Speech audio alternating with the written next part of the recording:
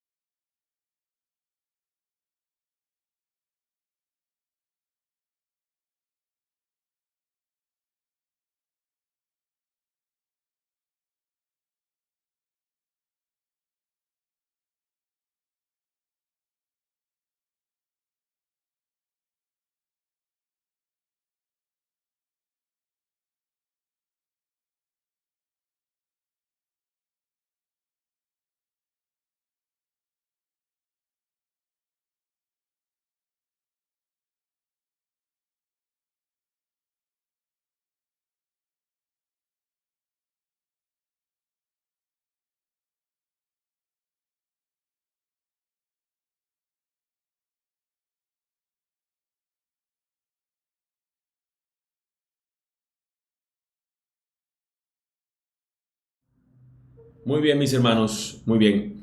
La frase que encontramos, la palabra, la declaración que encontramos que se repite 3 veces en los versículos 3 al 14 es la expresión para alabanza de su gloria. Y nos está mostrando allí que el propósito de esta salvación tan grande ha sido no para la gloria nuestra, aunque seamos los beneficiarios, no es para nuestra gloria, sino para la gloria de Él.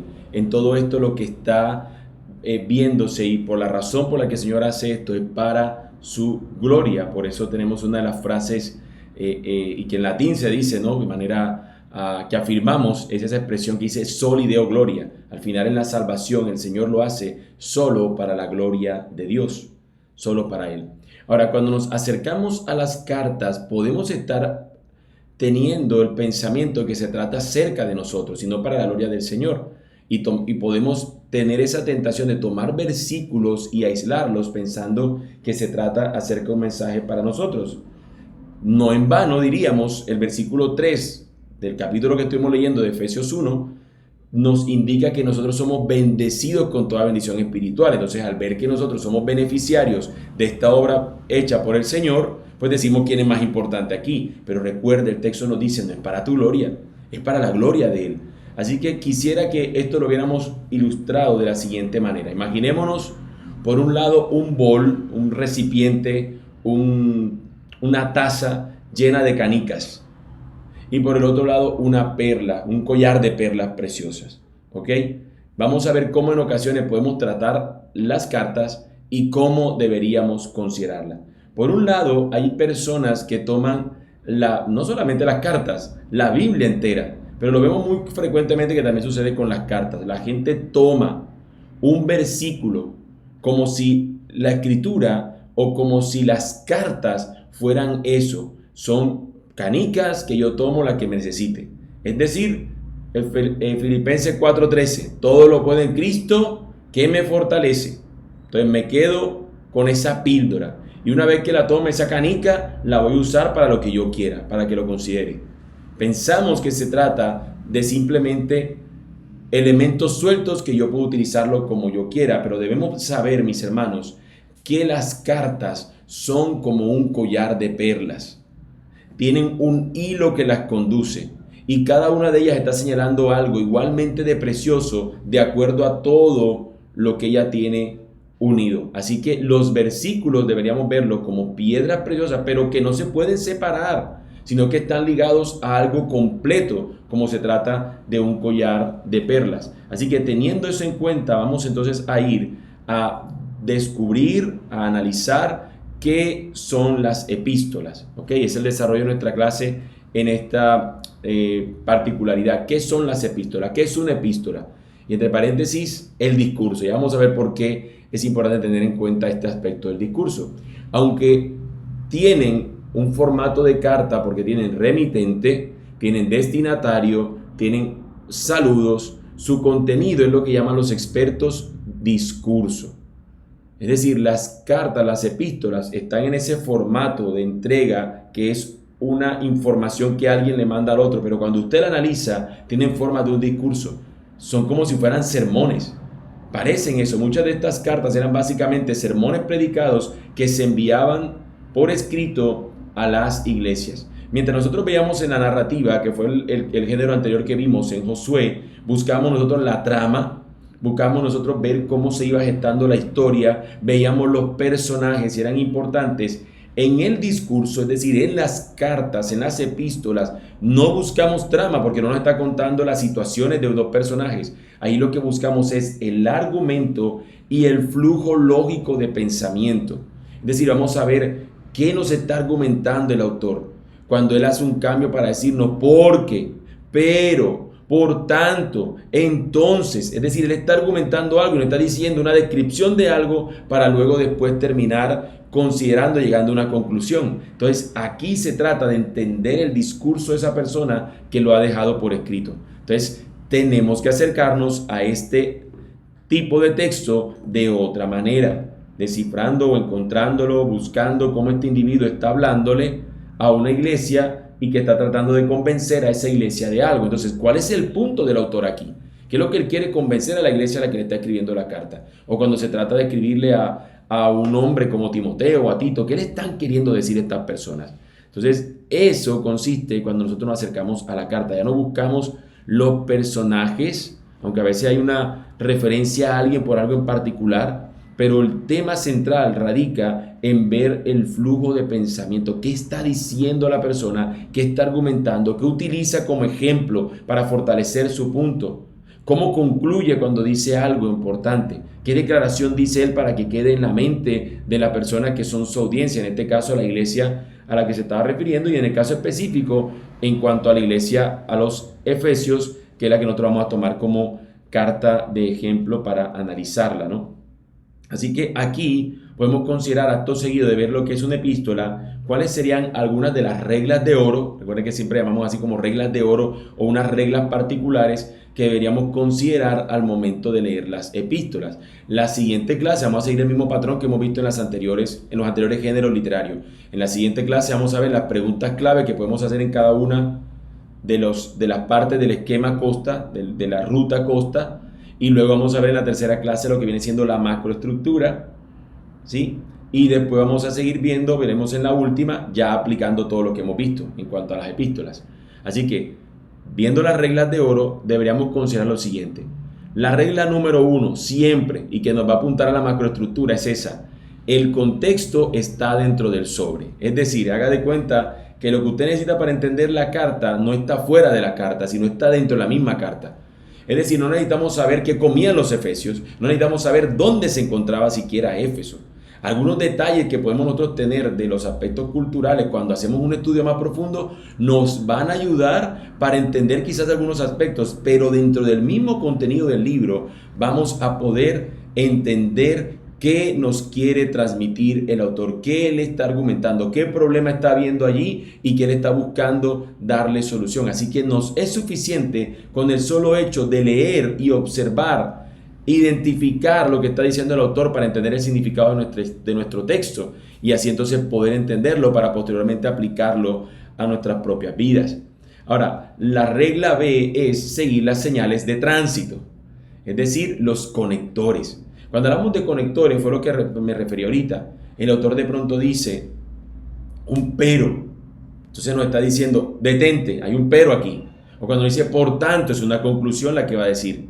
Sin embargo, entonces en ese sin embargo estamos viendo que hay algo que nos está cambiando. De hecho, lo que estamos estudiando Apocalipsis, recordarán que es lo que vemos en la figura de Jesús refiriéndose a las cartas.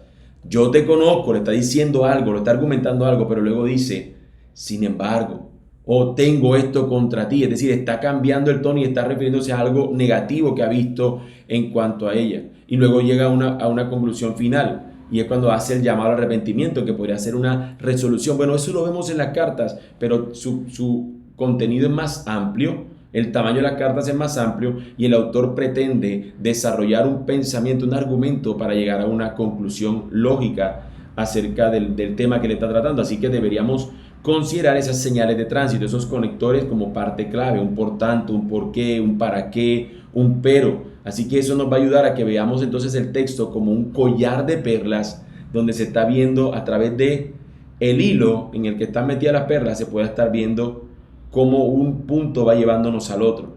A diferencia que si hubiéramos simplemente canica, vamos entonces a terminar sacando versículos bíblicos de su contexto y no entendiendo o no yendo fielmente a lo que el texto nos dice.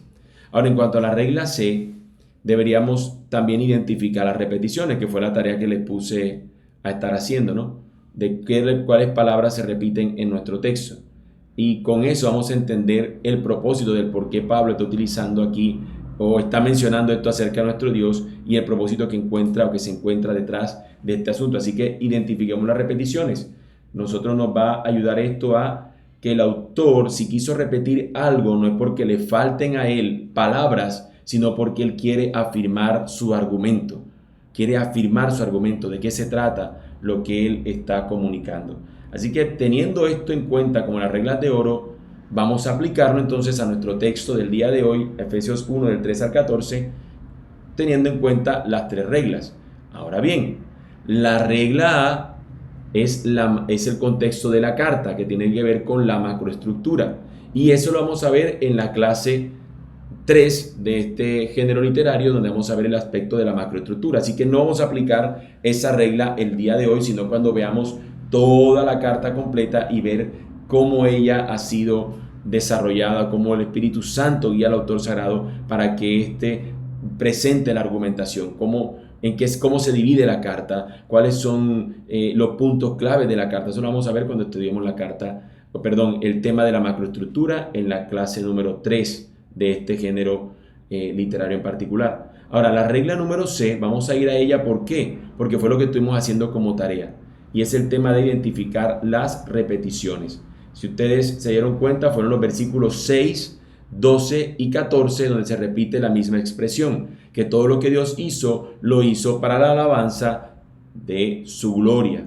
¿Sí? Lo hizo fue para su gloria, para ser Él alabado, para recibir Él toda la gloria por lo que ha hecho en nuestra salvación. Así que si miramos entonces el collar de perlas, no separado texto por texto, sino como todo lo que nos está diciendo, nos dimos cuenta que Pablo lo que está argumentando es basándose en la Trinidad. No sé si usted se dio cuenta de ese pequeño detalle. En los versículos 1 y 2, él solamente presenta un saludo a la iglesia. Es una carta. Pero luego en los versículos 3 al 14, que fueron los que estuvimos leyendo, ¿qué hace el autor sagrado? Nos presenta lo que hizo el Padre para nuestra salvación. Y básicamente podríamos decir, el Padre nos predestinó para ser salvados, para la alabanza de su gloria. Y luego, ¿qué hizo el Hijo? A partir del versículo 7 al 12 vemos lo que hace el Hijo. El Hijo nos compró. ¿Para qué? Para la alabanza de su gloria. Y luego el Espíritu Santo, ¿qué hizo? Nos selló. Versículos 13 al 14. ¿Para qué? Para la alabanza de su gloria. Si yo fuera a predicar este texto, ya usted tendría allí mis 3 puntos. Vería mis 3 puntos. Un tema podría ser salvados para la alabanza de su gloria. Título del sermón tal vez. Y podría mirar, punto número 1, cómo el Padre nos predestinó. Y ahí estamos viendo el tema de que fuimos elegidos antes de la fundación del mundo, de que eso no fue algo porque nosotros pudiéramos ganarlo, y todo eso nos lo está desarrollando el texto, y luego nos concluye diciéndonos para la alabanza de su gloria. Luego, cómo el Hijo es el que hace toda la obra, el que hace lo que era necesario, que nosotros teníamos que hacer o no pudimos hacer. Él lo hizo y nos compró por su sangre en nosotros ser ahora redimidos. Así que lo vemos allí y lo vemos para la alabanza de su gloria también. Y luego cómo tenemos garantía de que vamos a heredar esas bendiciones que Él promete en el versículo 3, porque el Espíritu Santo nos sella y nos garantiza de que somos suyos hasta el final. Y todo eso lo hace para la alabanza de su gloria. El Dios Trino salva a su pueblo para que su pueblo reciba la bendición, pero la gloria la recibe el Señor. En este sentido, la bendición es el hecho de ser salvos, ¿no? Pero el Señor es el digno de ser alabado, de recibir toda la gloria. Ahora, si nosotros vemos los conectores, que sería la aplicación de la regla B, seguir las señales de tránsito, hermanos, se realza aún más esta idea. Observe cuántos de los verbos allí empleados están en connotación de algo que nosotros tenemos que hacer. Es decir, cuántas acciones o verbos están conectados con acciones que nosotros hacemos. Y veremos que es hasta el versículo 13 que se nos habla de oír y creer. Son las dos acciones que se nos hablan a nosotros en cuanto a nuestra responsabilidad o en nuestra parte en la salvación. Es decir, simplemente recibir lo que Él ha hecho. Lo que vamos a encontrar es que todos los textos están conectados con el Señor. Nos dice que Él nos bendijo, nos escogió, nos predestinó, nos hizo aceptos, nos dio a conocer, nos salva, nos sella. Es decir, la obra de salvación de principio a fin no tiene ninguna acción por parte del hombre, sino únicamente del Dios Trino. Al observar nosotros con detenimiento los conectores, e incluso en este caso en particular los verbos, nos vamos a dar cuenta que todos están conectados con nuestro Dios y ninguno con nosotros en cuanto a la acción de salvación. Seguramente vamos a ver que hay unos textos que nos mencionan, pero lo que nosotros hacemos como respuesta, como acto para recibir lo que el Señor hizo. Pero en cuanto a la salvación, es el Señor quien hace absolutamente todo. En ese aspecto nos damos cuenta que ese es el objetivo que está teniendo en cuenta, o el argumento que nos está presentando el autor. Podemos entonces decir que el argumento lógico de este pasaje es que la salvación es 100% una obra soberana del Dios Trino. El Señor nos salva haciendo Él absolutamente todo. Esto entonces, mis hermanos, nos debería llevar hoy a una reflexión muy particular. Aterrizando nuestra enseñanza de hoy, debería llevarnos a que nosotros reflexionamos. Si volvemos a nuestra ilustración, es decir, ver el tazón de canicas, ver el bol de canicas, si leemos las epístolas sacando los versículos sueltos, ¿qué vamos a decir nosotros? Que se trata de un libro de autoayuda, que se trata sobre nosotros mismos, y entonces vamos a leer y decimos, mira, me dice que yo soy bendecido con toda bendición espiritual. Yo soy el centro. Dios existe para hacerme feliz. Dios existe para bendecirme a mí. Cuando realmente el texto, si hacemos el ejercicio correcto, nos está diciendo, yo lo hice para mi gloria. Porque Dios no comparte su gloria con nada y con nadie. Y nosotros deberíamos sentirnos privilegiados de que el Dios eterno, desde antes de la fundación del mundo, le haya placido salvarnos por gracia. No es que Dios se iba a encontrar pobrecito, indefenso y sin adoración si Él no nos rescataba. No es que somos tan importantes que el Señor necesitaba de nosotros. No, Él es suficiente. Y Él lo hizo fue para su gloria, y nosotros somos bendecidos con toda bendición espiritual por la obra que Él ha hecho para su gloria, salvarnos a nosotros. Así que no somos el centro del universo, sino que es Él. Hoy nosotros, después de todo lo estudiado, vemos y llegamos a una conclusión totalmente distinta a esa de ser nosotros el centro del universo. Todo el esfuerzo del Padre en la eternidad pasada, toda la sangre del Hijo derramada en la cruz y el sello inquebrantable del Espíritu Santo hoy tienen un solo y gran objetivo cósmico: la alabanza de su gloria. No la tuya, no la mía, la de Él. Todo lo hizo el Señor para su gloria. Y entonces podríamos tener esto como una reflexión final. Descansa hoy en esa obra que no dependió de ti, Y usa tu vida no para buscar tu propio reconocimiento, sino para ser un reflejo que alabe la gloria inmensa de aquel que lo hizo todo. Eres salvado por gracia, que tu vida ahora es un reflejo de esa gracia que has recibido, de esa gracia que tú en el Señor tienes. Así que tu vida manifieste eso, mi hermano. Que tu vida manifieste eso, mi hermana. Así que esto deberíamos reflexionar hoy. La salvación es por gracia, es toda obra del Señor, y nosotros hoy entonces podemos descansar en ello y vivir también para la gloria de nuestro Señor. Para concluir, mis hermanos, quiero dejarles una tarea que será para el lunes, para que ustedes la traigan resuelta, y es que en la próxima clase les voy a entregar algunas preguntas claves para que podamos interrogar cualquiera de las epístolas que podemos encontrarnos en la Escritura. Todas las cartas que veamos le podemos aplicar estas mismas preguntas e incluso hacer el trabajo que hemos visto con las reglas de oro que veíamos ahorita, ¿no? Así que lo que vamos a hacer es seguir en el siguiente capítulo. Vamos a leer los versículos del 1 al 10 del capítulo 2. Y esta es la tarea. Pablo va a iniciar haciendo una descripción de lo que éramos antes y de cómo se encuentra el hombre sin Dios. ¿Qué era el hombre sin Dios? ¿Cuál era el estado en el que él se encontraba? Y luego va a haber un conector clave que va a mostrar lo que el Señor hizo y cómo eso cambia nuestra condición. Así que lo que quiero es que usted simplemente me diga en qué versículo está ese conector, cuál es el conector y que nos muestra en ese conector el verdadero protagonista de la historia. Hay una frase clave, son solamente 2 palabras que usted necesita ver allí. Nos muestra la condición del hombre, nos muestra lo que el Señor ha hecho, pero hay una palabra que une estas 2 cosas. Esto es lo que éramos antes, aparece una descripción corta, 2 palabras. Quiero que usted me diga el día lunes cuáles son esas 2 palabras y en qué versículo se encuentra. Así que no le doy más pistas. Usted haga la tarea. Nos vemos el próximo lunes, pero antes vamos a darle gracias al Señor por darnos este tiempo en esta clase y que también nos ayude en toda nuestra manera de vivir. Bendito y buen Señor, yo te doy gracias porque tú eres bueno, Señor, y para siempre tu misericordia. Yo te ruego, mi Dios, que nos ayudes a que podamos nosotros mantener nuestra mirada puesta en ti, de tal manera, Señor, que queramos ser fieles a lo que tú nos dices y enseñas en tu palabra. Que no, Señor, digamos lo que tú nos has dicho, pero que tampoco nosotros seamos claros, que tampoco seamos nosotros nada entendidos de lo que tú claramente nos dices en tu palabra. Así que haznos sabios para poder nosotros ir a tu palabra, Señor, e interpretarla de manera correcta. Que no hagamos nosotros una tarea, Señor, peligrosa de decir algo que tú no has dicho.